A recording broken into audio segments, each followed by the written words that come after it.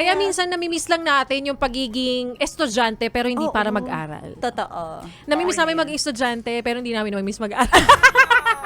So mga iba dyan, syempre, ito minsan baka usap mo yung best friend mo, 'di ba? Na parang kinakabahan din. So kinakabahan siya, kinakabahan ka rin. So it's a normal thing. Ang tagal nyo na kasing nagbakasyon. Oo. So hindi nyo alam kung sino tong magiging professor nyo ulit na Yes. magiging mabagsik. Correct.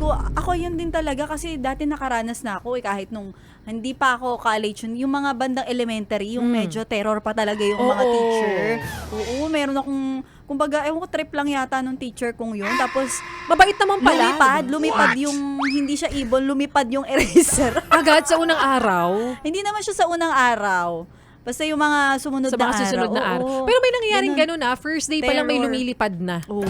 May lumilipad na sa pagitan yung dalawa. Alam mo bakit? Kasi may nagchichismisan agad. May nagchichismisan agad sa unang araw pa lang kasi na-excite. Kasi magkakaklase pa rin pala Ay, kayo. oo, totoo. Diba? Hala, nagulat ako kasi magkaklase pa rin tayo. O kaya naman yung iba nasa section 2, nalipat yung best friend mo sa section 1. one, oo. Ganyan.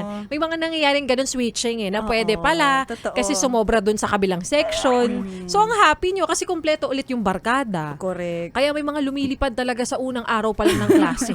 Kasi may mga legacy kayong iniiwan. Di ba may mga ganyang teacher? Nabalitaan ko nung nakaraang taon, ito yung section na ganyan. So karamihan, kayo pa rin pala itong mga to. Kaya nakakamiss bilang kami ni Laika Baris ay wala na sa school. Oo. Ibang pasokan na ang aming ginagawa. Kasi nagtatrabaho na kami. Oo, dito na kami pumapasok. Naiinitan, nalalamigan, but it's all part of your everyday life.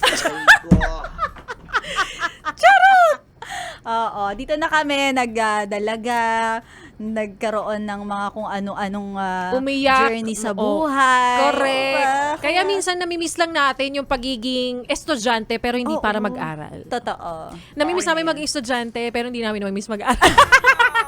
Tsaka ngayon kasi syempre ang dami ng tools para mas mapabilis na matutunan mo to. Yung iba dyan research lang. What's the answer? I-chat GPT lang ng mga estudyante yan ngayon.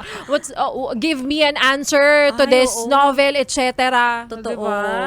Pero iba pa rin yung mga panahon natin kasi Correct, sariling sikap talaga. pinaghihirapan. Nagla-library talaga tayo. Exactly. Alam mo, totoo yan. Isa rin talaga ako sa mga natulog sa library. Oh, di ba? Natulog. Tapos yung pumila kasi blockbuster yung isang libro na Correct. alam mo yun, Hiraman. hiraman pa talaga. Oo, tsaka wala pa tayong cellphones noon. Wala pa.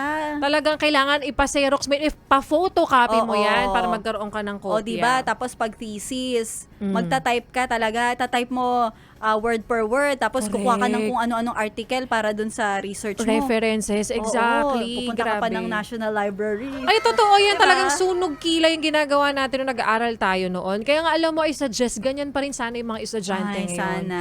Hindi lang basta, kumbaga parang yung internet ngayon, yung nangyayari ngayon na innovation is just, kumbaga help lang siya Oo. sa mga students. But still, di ba parang dapat, natututo pa rin tayo on our own. Hindi lang basta tayo umaasa sa mga technology. Correct. Ano pang ginagawa mo dito, ha? Sinasabi ko na nga ba eh. Solid yes friend ka talaga. Dahil nandito ka na rin lang, sige na, Mag-like at mag-comment ka na. Mag-subscribe ka na rin at i-click ang notification bell. Para mapasali ka sa mga kalokohan namin. Bawal na bawal mag-no dito, ha? Kasi yes to yes!